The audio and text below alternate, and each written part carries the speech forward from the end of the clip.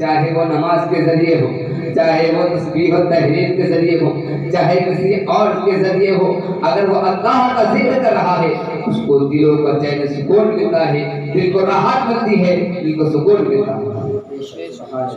حضرات محترم، آپ ذرا دیکھیں آج بہت ہی نازک دور ہے۔ آج ہم اور آپ جس دور سے گزر رہے ہیں، جس پرفتن ماحول سے ہم اور آپ دوڑ رہے ہیں، یہ ایسا دور ہے کہ ہر طرف مسلمانوں کو ستایا جا رہا ہے، ہماری مسجدیں گرا دی جا رہی ہیں، ہماری خانقاہیں گرائی جا رہی ہیں، ہماری مزاریں توڑی جا رہی ہیں۔ اس کی وجہ صرف یہ ہے کہ ہم اور آپ تمام دنیاوی کاموں میں لگ گئے ہیں اور اللہ کا ذکر چھوڑ دیے ہیں، اللہ کے ذکر سے کامل ہو گئے ہیں۔ ذرا اندازہ کریں، ہمیں اور آپ کو اللہ کا ذکر کرنا چاہیے، اللہ کو یاد کرنا چاہیے، کیونکہ اللہ تبارک و تعالیٰ نے ہمیں تمام چیزوں سے مالا مال فرمایا ہے۔ ہمیں ہاتھ دیا ہے کھانے کے لیے، کمانے کے لیے، پیر دیا ہے چلنے کے لیے، آنکھ دیا ہے دیکھنے کے لیے، ناک دیا ہے سونگنے کے لیے، زبان دیا ہے بولنے کے لیے، اچھی بات بولنے کے لیے، کان دیا ہے سننے کے لیے، غلط سننے کے لیے نہیں، سچی بات سننے کے لیے، حق بات سننے کے لیے۔ اللہ تبارک و تعالیٰ نے تمام نعمتوں سے ہمیں مالا مال فرمایا ہے، تمام چیزوں سے مالا مال فرمایا ہے۔ کیا آپ نے غور کیا؟ کیا ہم نے اللہ تبارک و تعالیٰ کا احسان ادا کر دیا؟ کیا ہم نے اللہ تبارک و تعالیٰ کا شکریہ ادا کر دیا؟ نہیں میرے دوستو، عزیزان ملت اسلامیہ، اللہ تبارک و تعالیٰ خود قرآن میں ارشاد فرماتا ہے، "وَاذْكُرُونِی اذْکُرْکُم وَاشْکُرُوا لِی وَلَا تَکْفُرُونَ"، تم میرا ذکر کرو میں تمہارا چرچا کروں گا، تم میری ناشکری نہ کرو۔ یعنی ہر حال میں اللہ تبارک و تعالیٰ کو شکریہ ادا کرنا ہے، نعمتیں ملے تو بھی شکریہ ادا کرنا ہے، نعمتیں نہ ملے تو شکریہ ادا کرنا ہے۔ اور عزیزان ملت اسلامیہ، اللہ کے ولی کی بارگاہ میں اللہ کے ولی کیسے ہوتے ہیں؟ جو اللہ تبارک و تعالیٰ کی یاد میں ہر لمحہ کوشاں رہتے ہیں، ہر لمحہ کوشش کیے رہتے ہیں کہ اللہ تبارک و تعالیٰ انہیں ولایت کا منصب عطا کر دیتا ہے، اللہ تبارک و تعالیٰ انہیں ولایت کا تاج رکھ دیتا ہے اور انہیں اولیاء بنا دیتا ہے۔ سبحان اللہ، سبحان اللہ، سبحان اللہ۔ اللہ کا ذکر سب سے بڑی چیز ہے۔ جو اللہ کے ولی ہوتے ہیں وہ اللہ کو ہر لمحہ، ہر آن، ہر گھڑی یاد کرتے ہیں، اور اگر وہ کوئی کام کرتے ہیں تو اللہ کے لیے کرتے ہیں، کسی سے دوستی کرتے ہیں تو اللہ کے لیے کرتے ہیں، کسی سے دشمنی کرتے ہیں تو اللہ کے لیے کرتے ہیں، اس لیے کہ جو اللہ کے ولی ہوتے ہیں وہ صبر و شکر کا سراپا مجسمہ ہوتے ہیں۔ عزیزان اسلامیہ، اور جو اللہ کے ولی ہوتے ہیں وہ متقی پرہیزگار ہی ہوتے ہیں۔ اللہ تبارک و تعالیٰ کسی جاہل کو ولی نہیں بناتا، اللہ تبارک و تعالیٰ کسی نادان کو ولی نہیں بناتا، بلکہ اللہ تبارک و تعالیٰ ان کے اوپر ولایت کا تاج رکھتا ہے تو انہیں کہیں غوث بناتا ہے، کہیں قطب بناتا ہے، کہیں ابدال بناتا ہے، کہیں خواجہ غریب نواز بناتا ہے، کہیں خواجہ معین الدین چشتی بناتا ہے، کہیں صدر الشریعہ بناتا ہے، کہیں حضور قاضی الشریعہ بناتا ہے، کہیں حضور مخدومی اثر جہاں کے سرکاری بناتا ہے۔ نعرے تکبیر، نعرے رسالت، شان اولیاء، خطیب لاجواب، خطیب بے مثال، نعرے تکبیر، سبحان اللہ، سبحان اللہ، بہت اچھا۔ اللہ تبارک و تعالیٰ جب اولیاء کو ولایت کا تاج رکھتا ہے، ان کے سر کے اوپر ولایت کا تاج رکھتا ہے تو انہیں متقی اور پرہیزگار بناتا ہے، اس لیے کہ خود قرآن کا ارشاد ہے، خود اللہ تبارک و تعالیٰ قرآن میں ارشاد فرماتا ہے، یا ایھا الذین آمنوا اتقوا اللہ، یعنی اے ایمان والو اللہ سے ڈرو، وکونوا مع الصادقین، اور سچوں کے ساتھ رہو۔ بے شک۔ اب سچے کون لوگ ہیں؟ تلاش کیا جائے، ڈھونڈا جائے یہ سچے کون لوگ ہیں تو اللہ تبارک و تعالیٰ قرآن میں ارشاد فرماتا ہے، انعمت علیہم غیر المغضوب علیہم صراط الذین انعمت علیہم، یعنی ہمیں راستہ ان کا چلا جن پر تیرا انعام ہوا، جن پر تیرا انعام ہوا۔ اب اللہ تعالیٰ کا انعام کس پر ہے؟ تلاش کیا جائے، ڈھونڈا جائے، کہیں چوراہے پہ نہیں، کسی مدرسے میں نہیں، کسی ادھر ادھر نہیں، بلکہ وہی قرآن سے پوچھتے ہیں کہ اے قرآن تو یہ بتا کہ اللہ تبارک و تعالیٰ کا انعام کس پر ہے؟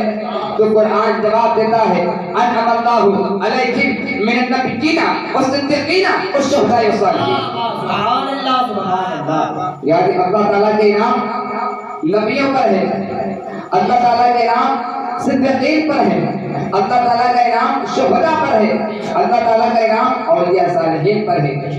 صالحین سے مراد اللہ تبارک و تعالیٰ کے نیک بندے ہیں۔ سبحان اللہ۔ یہی وہ لوگ ہیں جن کے ساتھ ہمیں رہنے کا حکم ہو رہا ہے، جن کے ساتھ ہمیں چلنے کا حکم ہو رہا ہے۔ اگر آپ سے کوئی پوچھے کہ ہمیں کن کے ساتھ چلنا چاہیے، کن کے دامن کو پکڑے رہنا چاہیے، تو آپ اس آیت کو پڑھ کر بتا دینا انعم اللہ علیہم من النبیین والصدیقین والشہداء والصالحین۔ یعنی جن پر اللہ تبارک و تعالیٰ کا انعام ہوا، ہمیں ان کے راستے پر چلنا چاہیے، ان کے طریقے پر چلنا چاہیے۔ جیسے انہوں نے زندگی گزاری ہے، ہمیں اس طریقے سے زندگی گزارنا چاہیے، ہمیں ان کا غلام بن کر رہنا چاہیے، اور ہمیں اس طریقے سے زندگی گزارنا چاہیے۔ وَقُولُوا مَعَ الصَّادِقِينَ، اور سچوں کے ساتھ ہوگا۔ یہی وہ لوگ سچے ہیں جن کے ساتھ ہمیں رہنے کا حکم ہو رہا ہے۔ آپ دیکھیں کہ اولیاء کرام کی شان کیا ہے کہ جب انسان مرتا ہے، ہر انسان کو یہاں سے جانا ہے۔ اللہ تبارک و تعالیٰ کا عدل فیصلہ ہے کہ کل نفس ذائقۃ الموت، ہر انسان کو یہاں سے گزرنا ہے، ہر نفس کو موت کا مزہ چکھنا ہے، ہر جاندار چیز کو موت کا مزہ چکھنا ہے، ہر جاندار کو موت کے گھاٹ اترنا ہے۔ تو جب انسان مرتا ہے، یعنی انسان کے موت کا وقت قریب آتا ہے، نزا کا وقت قریب آتا ہے، تو شیطان اس کے قریب آتا ہے اور اس کا ایمان چھیننے کے لیے کوشاں رہتا ہے، کوشش کرتا ہے کس طریقے سے اس کا ایمان چھین لیا جائے، کس طریقے سے اس کا ایمان چھینا جائے۔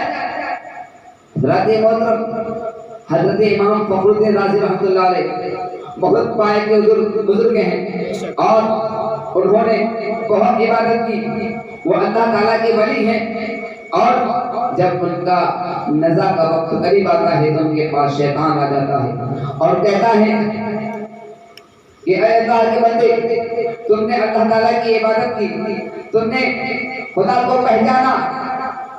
کہا ہاں بالکل میں نے خدا کو پہچانا، اللہ ایک ہے۔ شیطان نے وہ دلیل رد کر دی، آپ نے یہ واقعہ شاید سنا ہوگا، شیطان نے وہ دلیل رد کر دی، آپ نے دوسری دلیل پیش کی، شیطان نے وہ بھی رد کر دی، حتیٰ کہ آپ نے 360 دلیلیں پیش کر دی۔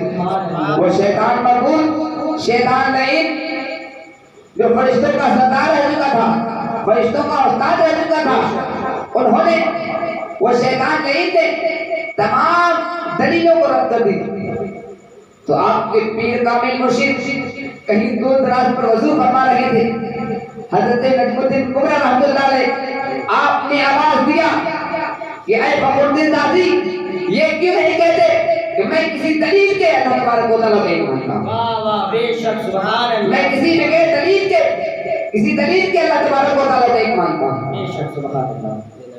حضرات محترم، دیکھا آپ نے کہ جو اللہ کے ولی ہوتے ہیں وہاں بھی شیطان آ جاتا ہے، اور پیر کامل نے آپ کے ایمان کی حفاظت فرمائی، آپ کے ایمان کی حفاظت کر دی اور بتا دیا یہ کیوں نہیں فرما دیتے کہ اللہ تبارک و تعالیٰ ایک ہے، بغیر کسی دلیل کے مانتا ہوں۔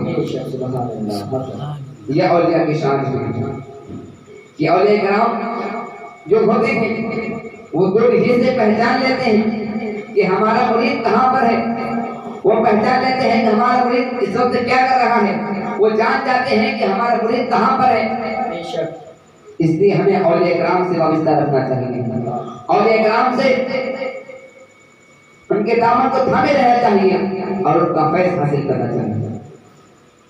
حضرات محترم، آپ دیکھیں حضرت حضور صلی اللہ تبارک و تعالی، حضور صلی اللہ تعالی علیہ وسلم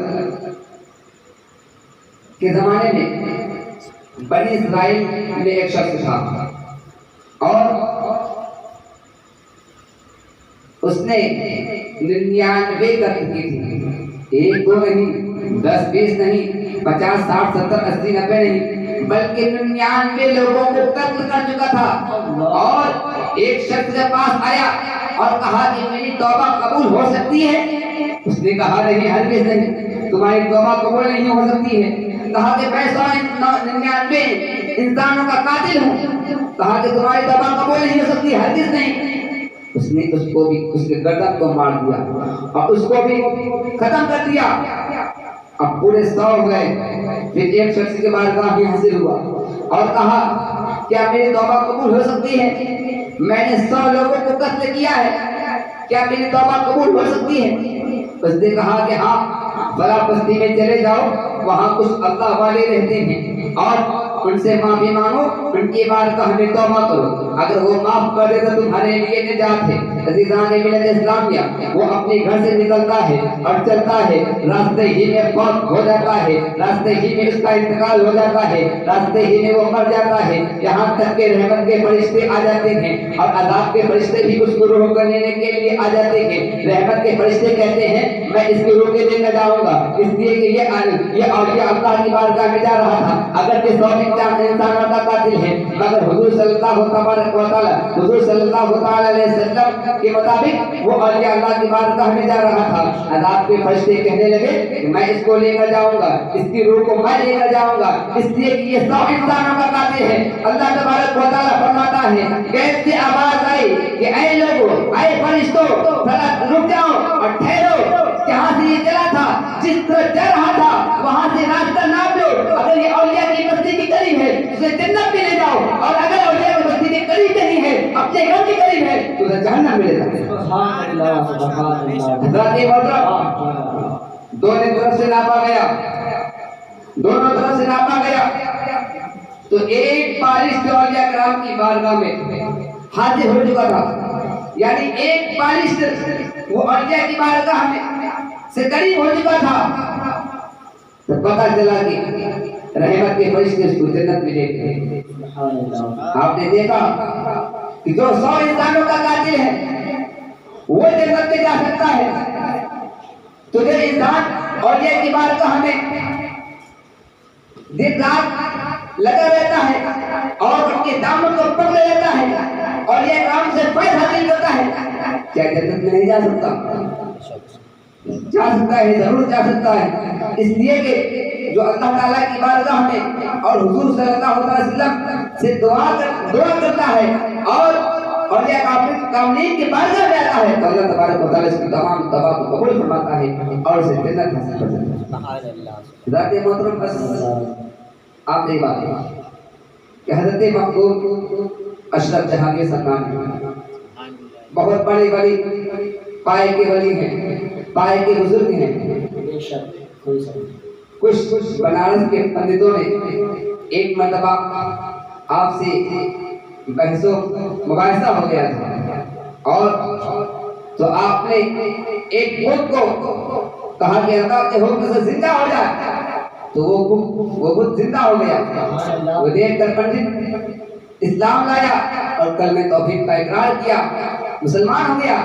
یہ دیکھ کر سارے لوگ، سارے پجاری جتنے پنڈت تھے، یہاں تک کہ 1 لاکھ کتابوں میں آتا ہے 1 لاکھ کافر کلمہ پڑھ کر اسلام میں آئے۔ سبحان اللہ۔ یہ آپ نے دیکھا کہ مردوں کو زندہ کرنا تو آسان ہے، مردوں کو زندہ کرنا تو یہ کرامت ہے، لیکن جو بت زندہ کرتے وہ اس سے بڑی کرامت ہے، اس سے بڑا کرشمہ ہے۔ یہ اولیاء کی شان ہوتی ہے، جو ہڈی کو زندہ کر دیتے ہیں، جو بت کو زندہ کر دیتے ہیں، وہ اولیاء کی شان ہوتی ہے۔ نگاہ مرد مومن سے بدل جاتی ہے تقدیریں، اور نگاہ ولی میں وہ تاثیر ہے کہ بدلتی ہزاروں کی تقدیریں۔ سبحان اللہ۔ یعنی ولی کو نگاہ ہوتی ہے، منٹوں میں دل کی دنیا بدل جاتی ہے، منٹوں میں دل کی دنیا اس کی بدل جاتی ہے، اس کی عادت بھی سمجھ جاتی ہے، اس کی دنیا بھی سمجھ جاتی ہے۔ یہ حضرت مخدوم شد جہاں کے سنانی رضی اللہ تعالیٰ عنہ شان ہے۔ اور جو ششا شریف گئے ہوئے وہاں پر نیل کا پانی ہے، جو اس کو لاتا ہے وہ شفا پا جاتا ہے، جو اس کو لاتا ہے شفا پاتا ہے۔ حضور تعالی شریف فرماتے ہیں کہ دل کی سنائے اختر دل کی زبان میں، دل کی سنائے اختر دل کی زبان میں، کہتے یہ کہتے نیر ہے یا غوث البدر، کہتے یہ کہتے نیر ہے یا غوث البدر۔ بس انہی چند کلمات کے ساتھ اپنی گفتگو کو ختم کرتا ہوں۔ الا بذکر اللہ تطمئن القلوب، اللہ کا ذکر سے دلوں کو چین و سکون ملتا ہے۔ اللہ تبارک و تعالیٰ سے دعا ہے کہ اس میں کسی قسم کی لغزش خطا ہو گئی تو اللہ تعالیٰ اپنے حبیب صلی اللہ علیہ وسلم کے صدقے سے معاف فرمائے۔ استغفر اللہ ربی من کل ذنب و خطیئۃ۔